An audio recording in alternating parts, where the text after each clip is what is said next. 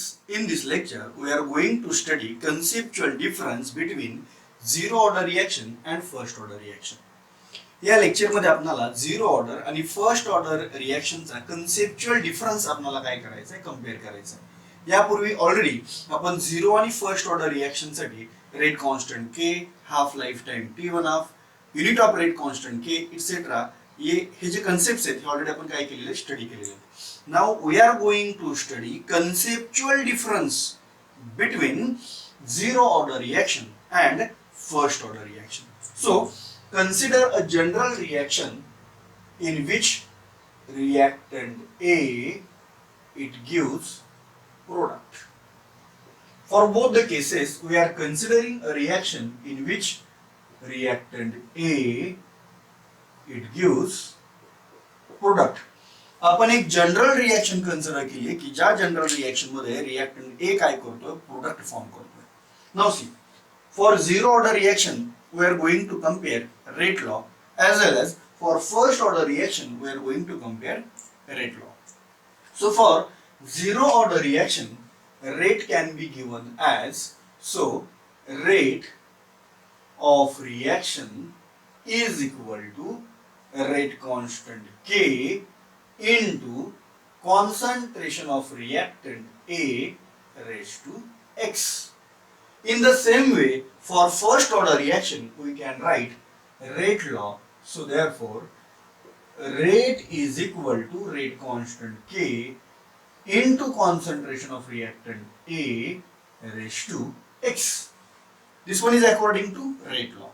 आता इथं आपण काय कन्सिडर केलंय पहा, this one is the zero order reaction. He reaction कोणती आहे, झिरो ऑर्डर आहे. ज्या अर्थी ही रिएक्शन झिरो ऑर्डर आहे त्या अर्थी रेट लॉ मध्ये रिएक्टंट ए चा कॉन्सन्ट्रेशनचा जो एक्सपोनंट आहे x हा किती असला पाहिजे, it must be zero. Why it must be zero, because given reaction is zero order reaction. ही रिएक्शन कशी आहे, झिरो ऑर्डर आहे. So therefore x must be zero. हा जो x आहे हा झिरो असला पाहिजे. For which reaction, for zero order reaction. Same concept आपण इम्प्लिमेंट करूया for first order reaction. In case of first order reaction, exponent of concentration of reactant A, it is X according to rate law. But this one is the first order reaction and therefore this X it must be 1. हा काय असला पाहिजे, 1 असला पाहिजे. So according to rate law we have for zero order reaction rate is equal to rate constant K is equal to concentration of A raised to 0, and for first order reaction rate is equal to rate constant K into concentration of A raised to 1. आता हे equations आपण काय करूया, हे lodge आपण काय करूया, पुढे सिम्प्लिफाय करूया.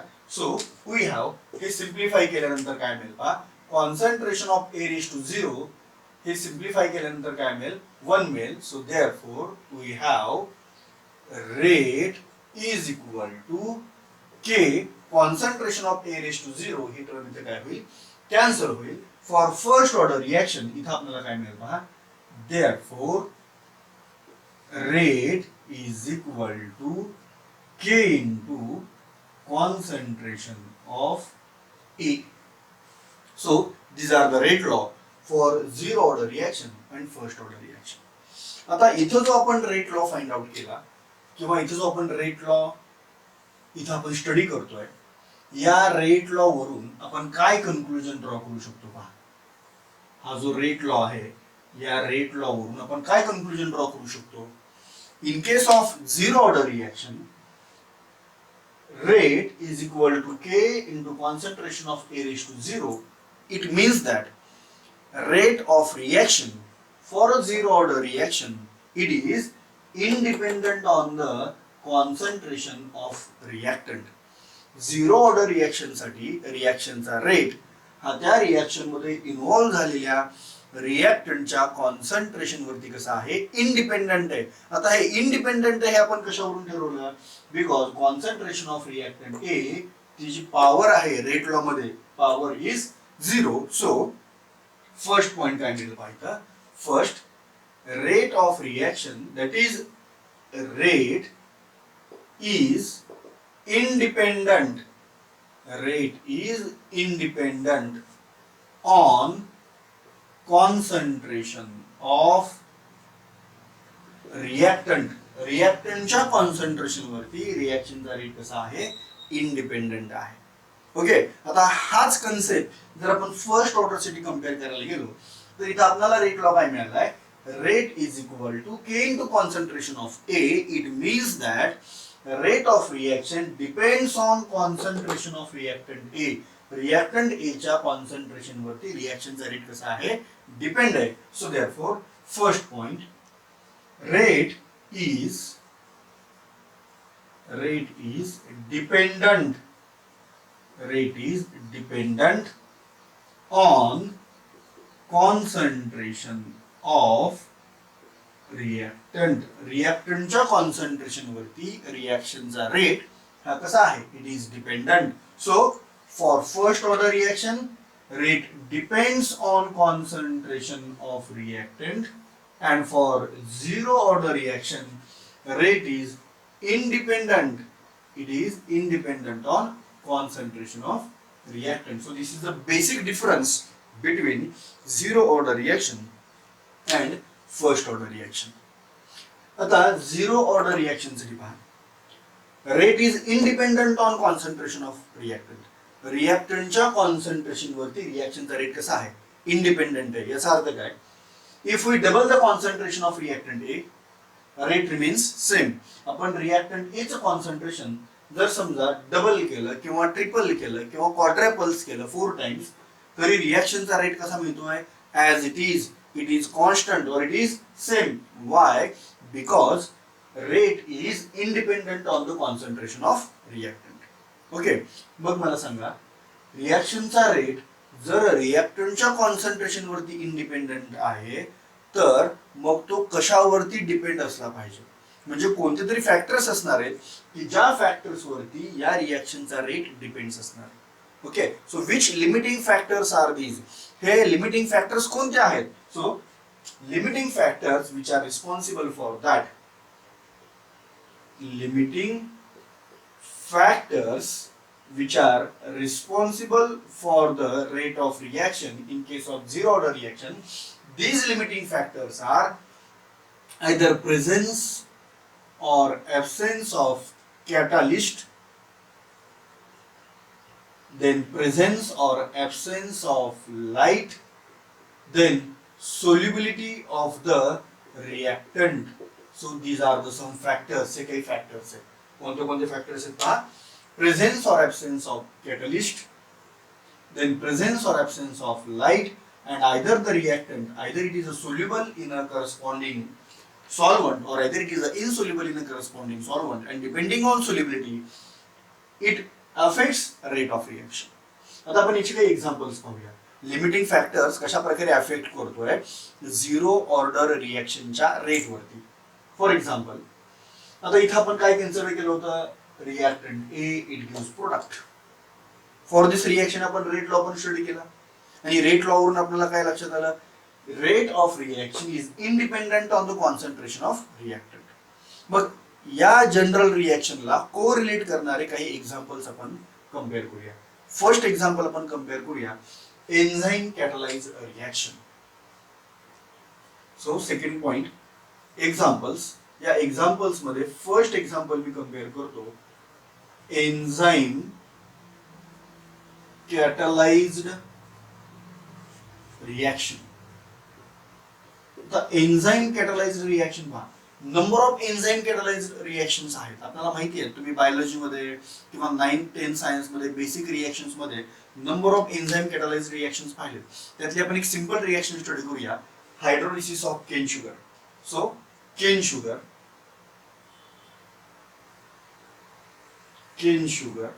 It on hydrolysis. हायड्रोलिसिस म्हणजे काय, वॉटर मध्ये ऍड केला. It on hydrolysis it gives glucose and fructose. So cane sugar it on hydrolysis it gives glucose and fructose. आता ही जी रिएक्शन आहे, ही रिएक्शन एका एन्झाइमच्या प्रेझेन्स मध्ये सक्सेस होते किंवा रन होते. विदाउट दॅट एन्झाईम, त्या एन्झाईम शिवाय तुम्ही जर ही रिॲक्शन रन करण्याचा प्रयत्न केला तर ही रिॲक्शन सक्सेस होऊ शकत नाही. So therefore this reaction it gets proceed in the presence of enzyme and that enzyme is a invertase. ते एन्झाईम कोणता आहे? इन्व्हर्टेज एन्झाईम आहे. सो इन्व्हर्टेज म्हणजे याचा अर्थ काय? ही जी एन्झाईम कॅटलाइज्ड रिॲक्शन आहे, hydrolysis of cane sugar which gets converted into glucose and fructose. So this reaction it can be proceed only in the presence of enzyme invertase. इन्व्हर्टेज या एन्झाईमच्या presence मध्येच हे reaction काय होऊ शकते? प्रोसीड होऊ शकते, success होऊ शकते, रन होऊ शकते. ओके, जर समजा इन्व्हर्टेज हे एन्झाईमच जर आपण यूज नाही केलं, ते एन्झाईमच जर ऍबसेंट असेल तर तुम्ही केन शुगरचं कॉन्सन्ट्रेशन कितीही इन्क्रीज केलं तरी रिॲक्शनचा रेट काय होणार आहे? ऍज इट इज असणार आहे. So in this case rate of reaction it depends on presence of enzyme and it is independent on the concentration of cane sugar. या रिॲक्शन मध्ये रिॲक्शनचा रेट हा केन शुगरच्या कॉन्सन्ट्रेशन वरती डिपेंड नाहीच आहे. तो कशावरती डिपेंड आहे? मग तो डिपेंड आहे इन्व्हर्टेज या एन्झाईमच्या प्रेझेन्सवर. एन्झाईम प्रेझेंट असला रिॲक्शनचा रेट इन्क्रीज होईल, एन्झाईम ऍबसेंट असला रिॲक्शनचा रेट ऍज इट इज राहील किंवा रिॲक्शन प्रोसीडच होणार नाही. So this one is the first example, enzyme catalysed reaction. So generally, all the enzyme catalyzed reactions are zero order reactions. Remember, most important point. Generally, all the enzyme catalyzed reactions are zero order reactions. Okay. आता आणखी अशी काही examples आहेत किंवा general reactions आहेत की ज्या zero order रिएक्शनचं मेकॅनिझम फॉलो करतात. Then next example is metal catalyzed reactions. Metal catalyzed reactions. Now see, what is meant by catalyst? आता catalyst म्हणजे काय? The substance which increase the rate of reaction without actual taking part in that particular reaction. एखाद्या रिॲक्शनच्या mechanism मध्ये participate न करता तो जर त्या रिॲक्शनचं रेट इन्क्रीज करत असेल, स्पीड इन्क्रीज करत असेल तर आपण त्याला काय म्हणतो? Generally catalyst. It is the basic difference of catalyst. Actually catalyst हा सेपरेट कन्सेप्ट आहे, तो आपण पुढच्या काही लेक्चर मध्ये आपण स्टडी करणार आहे. Okay, so metal catalysed reaction आपल्याला कम्पेअर करायचे. आपण एक एक्झाम्पल कम्पेअर करूया, decomposition of ammonia. So decomposition of ammonia. In the decomposition of ammonia, ammonia it gets decomposed into nitrogen and hydrogen. So ammonia it gets decomposed. Decompose झाला म्हणजे काय झाला? It gets breakdown. तो breakdown झाला. So ammonia it gets decomposed or breakdown to form nitrogen and hydrogen. आता पहा या reaction मध्ये तुम्ही इथं रिॲक्शन पाहून त्या रिॲक्शनची ऑर्डर सांगू शकता का? नाही सांगू शकत. का? कारण या रिॲक्शनचे जे काही एक्सपेरिमेंटल कंडिशन्स आहेत त्या एक्सपेरिमेंटल कंडिशन्स आणखी आपल्याला माहितीच नाही. जर इथं आपण कोणताच कॅटलिस्ट यूज नाही केला तर ही रिॲक्शन पॉसिबल नाहीये. दिस रिॲक्शन डज नॉट पॉसिबल. मग ही रिॲक्शन केव्हा प्रोसीड होऊ शकते? ही रिॲक्शन केव्हा पॉसिबल आहे? In the presence of catalyst. त्यासाठी कॅटलिस्ट रिक्वायर्ड आहे आणि हा कॅटलिस्ट आहे either iron or tungsten. एक तर तुम्ही इथं आयन यूज करू शकता Fe किंवा तुम्ही इथं काय यूज करू शकता? Tungsten, that is W. So either in presence of iron or either in presence of tungsten this reaction it gets proceed. So decomposition of ammonia it is possible only in presence of catalyst either iron or tungsten. मग या reaction वरून आपण काय conclusion draw करू शकतो? Decomposition of ammonia केव्हा possible आहे? Only in presence of catalyst. कॅटलिस्टच्या प्रेझेन्स मध्ये फक्त हे पॉसिबल आहे. If catalyst is absent then reaction does not gets proceed. जर कॅटलिस्ट ऍबसेंट असेल तर रिॲक्शन प्रोसीड होऊ शकतो का? इम्पॉसिबल. बरोबर. म्हणजे रिॲक्शनचा रेट हा अमोनियाच्या कॉन्सन्ट्रेशन वरती कसा आहे? इंडिपेंडंट आहे. तो कशावरती डिपेंड आहे? It depends on catalyst. And therefore, in this case, the rate of reaction is independent on the concentration of ammonia. तुम्ही अमोनियाचं कॉन्सन्ट्रेशन कितीही इन्क्रीज केलं तरी रिॲक्शनचा रेट कसा असणार आहे, सेमच असणार आहे. त्याचं रिझन काय, अमोनियाच्या कॉन्सन्ट्रेशन वरती रिॲक्शनचा रेट कसा आहे, इंडिपेंडेंट आहे. तर तो कशावर डिपेंड आहे, तो डिपेंड आहे presence of catalyst. Okay, so all the metal catalyzed reactions, remember again most important point, all the metal catalyzed reactions with high temperature, these are zero order reactions. मी इथे एक correction करतो बघा, all the metal catalyzed reactions with high temperature, हा टेम्परेचरचा symbol आहे, with high temperature these reactions are zero order reactions. म्हणजे पहा, तुम्ही zero order reaction कशा प्रकारे आयडेंटिफाय करणार आहात. रिएक्शन एरोवरती एखादा एन्झाईम प्रेझेंट असला म्हणजे ती रिएक्शन कोणती असणार आहे, एन्झाईम कॅटालाइज रिएक्शन. रिएक्शन एरोवरती एखादा कॅटलिस्ट प्रेझेंट असला आणि इथं हाय टेम्परेचर मेन्शन केलेलं असेल, high temperature, okay, then again it is zero order reaction. कारण इथं कॅटलिस्ट प्रेझेंट आहे याचा अर्थ ही मेटल कॅटालाइज रिएक्शन आहे. इथं एन्झाईम प्रेझेंट आहे याचा अर्थ ही enzyme catalyzed reaction. So one more reaction which is zero order reaction and it is independent on the concentration of reactant and its limiting factor is light. आणखी एक अशी reaction आहे की ज्या रिएक्शन मध्ये रिएक्शनचा रेट हा त्या रिएक्शन मध्ये इन्व्हॉल्व झालेल्या रिएक्टंटच्या कॉन्सन्ट्रेशन वरती डिपेंड नसून तो डिपेंड असतो एका लिमिटिंग फॅक्टर वरती आणि तो लिमिटिंग फॅक्टर कोणता आहे, light. So light. For example, all the photochemical reactions, these are zero order reactions. For example, photosynthesis. Plants मध्ये जे फोटोसिंथेसिस होतं आणि प्लांट्स काय करतात, त्यांचं फूड प्रोड्यूस करतात, बरोबर. तर यामध्ये रिॲक्शनचा स्पीड किंवा रिॲक्शनचा रेट हा कशावरती डिपेंड असतो, फोटोसिंथेसिस रिॲक्शनचा रेट किंवा स्पीड हा प्रेझेन्स ऑफ सनलाईट वरती डिपेंड असतो और लाईट वरती डिपेंड असतो. तुम्ही कितीही रिॲक्टंटचं कॉन्सन्ट्रेशन इन्क्रीज केलं परंतु त्या प्लांटला जर समजा लाईट नाही मिळाला और सनलाईट नाही मिळाला तर फोटोसिंथेसिस पॉसिबल आहे का, never possible. Means photosynthesis reaction it depends on the presence of light and therefore it is a zero order reaction. Why it is zero order reaction? कारण फोटोसिंथेसिस रिएक्शन मध्ये त्या रिएक्शनचा rate किंवा त्या रिएक्शनचा speed हा रिएक्टंटच्या concentration वरती depend नाहीच आहे. तो कशावरती डिपेंड आहे, it depends on presence of light. तो लाईट वरती डिपेंड आहे and therefore this reaction is a zero order reaction. मग फोटोसिंथेसिस रिएक्शनला आपण काय म्हणतो, it is a photochemical reaction. So what is meant by photochemical reaction? The reactions which are takes place in presence of light, these reactions are called as a photochemical reaction. ज्या ज्या reaction लाईटच्या presence मध्ये run होतात, लाईटच्या presence मध्ये proceed होतात, त्या रिएक्शनला आपण काय म्हणतो, photochemical reaction. So next one is all the photochemical reactions. All photochemical reactions, these are zero order reactions. All the photochemical reactions are zero order reactions.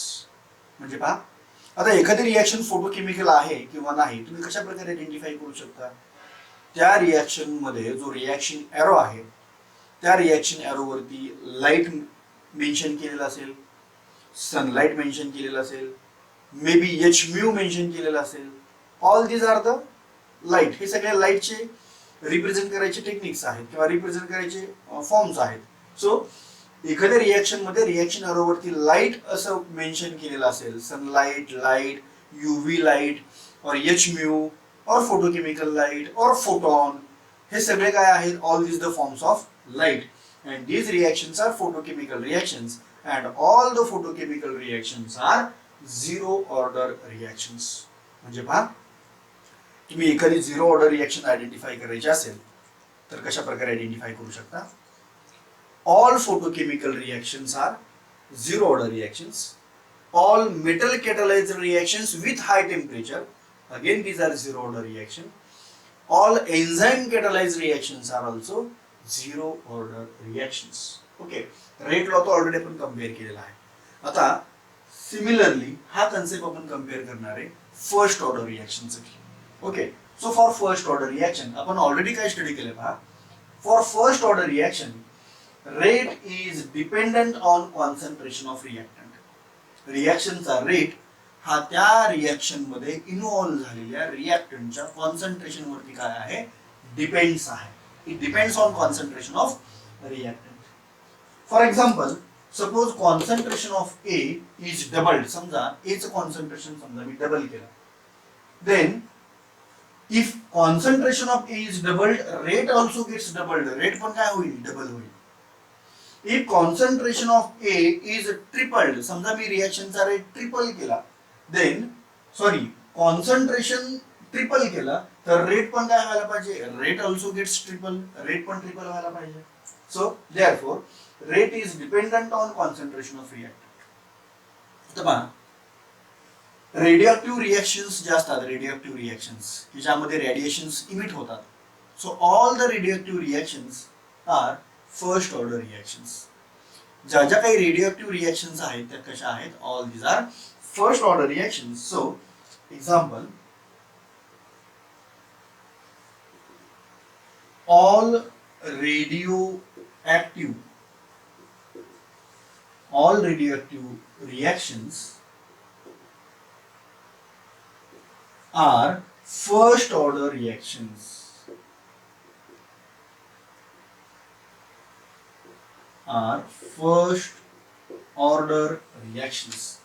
All the radioactive reactions are first order reaction. आता तुम्ही एखादी radioactive reaction कशा प्रकारे identify करणार. Given reaction ही radioactive आहे का नाही हे कशा प्रकारे आयडेंटिफाय करणार. जनरली काय होतं, रेडिओएक्टिव्ह रिएक्शन्स मध्ये प्रोडक्टच्या साईडला काही पार्टिकल्स इमिट होत असतात. Alpha particle, beta particle, gamma particle in this way. Okay, for example पहा, radium it having atomic number 88 and its atomic mass number is suppose 226. आपण एक रेडियम हा एक एलिमेंट किंवा हा एक ॲटम इथं कन्सिडर केला की ज्याचा ॲटॉमिक नंबर 88 आहे आणि ज्याचा ॲटॉमिक मास नंबर किती आहे, 226. So after radiation it form radon whose atomic number is 86 and whose mass is 222.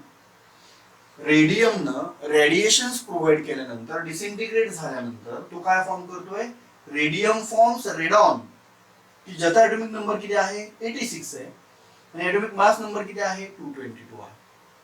म्हणजे यानं कोणता पार्टिकल इमिट केलेला असला पाहिजे पहा.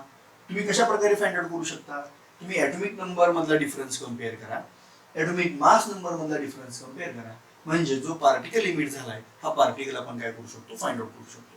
आता इथं पहा, रेडियमचा ॲटॉमिक नंबर आहे 88, रेडॉनचा ॲटॉमिक नंबर आहे 86. मग दोघांच्या मध्ये एक्झॅक्टली किती डिफरन्स आहे, 2 चा डिफरन्स आहे.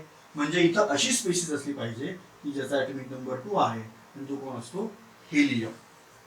नाउ ॲटॉमिक मास नंबर मधला डिफरन्स कम्पेअर करा, 226 and 222 कितीचा डिफरन्स आहे, 4. सो देअरफॉर 4 म्हणजे तुम्हाला इथे मिळाला कोणता particle, helium. Helium means alpha particle. तो कोणता पार्टिकल आहे, अल्फा पार्टिकल. म्हणजे या रिएक्शन मध्ये अल्फा पार्टिकल इमिट झाला. Okay, therefore it is a radioactive reaction आणि म्हणून ही रिएक्शन कोणती आहे, radioactive reaction. And remember, all the radioactive reactions are first order reactions. Most important point, all the radioactive reactions are first order reactions. Now some more examples of first order reaction. For example, decomposition of calcium carbonate, CaCO3. So CaCO3, calcium carbonate, it decomposes into calcium oxide and carbon dioxide. Calcium कार्बोनेटचे decomposition कशा प्रकारे होते पहा, calcium oxide and carbon dioxide. So again it is a first order reaction. आता ही reaction first order आहे का नाही हे तुम्ही कशावरून आयडेंटिफाय करू शकता, हे तुम्ही कसं ओळखणार आहे, तर त्यासाठी त्या रिएक्शनचा रेट लॉ आपल्याला माहिती असला पाहिजे आणि या रिॲक्शनचा रेट लॉ कसा मिळतो पहा. So rate is equal to K into concentration of CaCO3. आता या रेट लॉ मध्ये पहा, इथं रिॲक्टंटच्या कॉन्सन्ट्रेशनचा जो एक्सपोनंट आहे तो एक्सपोनंट इथं काहीच नाही, याचा अर्थ तो किती आहे, 1 आहे, 1. And therefore it is a first order reaction आहे, म्हणून हे रिॲक्शन कोणती आहे, फर्स्ट ऑर्डर रिॲक्शन आहे. So these are the some examples of first order reaction. आता इथं पहा, जर आपण झिरो ऑर्डर आणि फर्स्ट ऑर्डर रिॲक्शन या दोघांचा रेट जर आपण कम्पेअर केला किंवा ती प्रोसेस जर आपण समजा कम्पेअर केली तर काय मिळतं पहा. First order reaction it does not gets completed, it is a exponential process, does not comes to end. म्हणजे फर्स्ट ऑर्डर रिॲक्शन केव्हाच 100% कम्प्लीट होत नाही. It does not comes to end. Why? Because it is a radioactive reaction. So generally first order reaction does not comes to end, does not comes to end. त्या रिॲक्शनचा एंडच होत नाही. अगदी small amount मध्ये पण का होईना रिॲक्टंट शिल्लक असतो आणि त्याचं कन्व्हर्जन प्रोडक्ट मध्ये हे कंटिन्युअसली प्रोसेस होत राहत असते. So therefore first order reaction it does not comes to end. But in case of zero order reaction, it comes to end, or after some time it gets completed. So zero order reaction it gets completed after some time. So next point, after some time,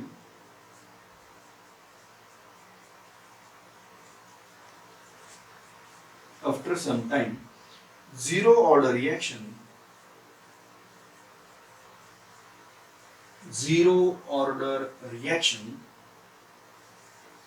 gets completed or comes to end. Now we are going to compare half life for both the reactions. आता आपण काय करूया, दोन्ही reaction साठी half life compare करूया. So next point, half life for zero order and first order reaction. So half life, that is T1 half, is equal to A0 upon 2K. So what is A0? A0 is the initial concentration of reactant, and what is K? K is the rate constant for a zero order reaction. आता half life जर समजा आपण first order साठी compare केला तर तो काय मिळेल पहा. For first order reaction, half life, that is T1 half, is equal to 0.693 upon K. Okay, so इथं आपण दोन्ही रिॲक्शनचा हाफ लाईफ इथं आपण मेन्शन केला. आता हे फॉर्म्युले केअरफुली ऑब्झर्व करा. हे फॉर्म्युले ऑब्झर्व केल्यानंतर आपण काय कन्क्लुजन ड्रॉ करू शकतो ते ऑब्झर्व करा. So in case of zero order reaction, half lifetime T1 half is equal to A0 upon 2K. So what is mean by A0? A0 means it is the initial concentration of reactant. So in case of zero order reaction, half lifetime च्या फॉर्म्युल्यामध्ये A0 ही term include झालेली आहे. A0 means initial concentration of reactant he term include झालेली आहे. याचा अर्थ काय, half life time for a zero order reaction it depends on initial concentration of reactant. Half life time for a zero order reaction it depends upon initial concentration of reactant. आता इथं confuse होऊ नका. आपण zero order reaction साठी काय पाहिलं होतं, rate is independent on the initial concentration of the reactant और कॉन्सन्ट्रेशन ऑफ द रिॲक्टंट. तो रेट हा फॅक्टर होता. हा हाफ लाईफ आहे, बरोबर. So half life depends on initial concentration of reactant for zero order reaction, while for first order रिॲक्शनच्या half लाईफच्या फॉर्म्युल्यामध्ये A0 किंवा A किंवा कॉन्सन्ट्रेशन ऑफ रिॲक्टंट A ही टर्म इन्व्हॉल्व झालेली नाही. याचा अर्थ काय, for first order reaction half life time independent on the initial concentration of the reactant. So for zero order reaction, half lifetime, that is T1 half, is dependent or depends on initial concentration of reactant, while in case of first order, half lifetime T1 half is independent on initial concentration of reactant. So this one is the half lifetime for both the reaction.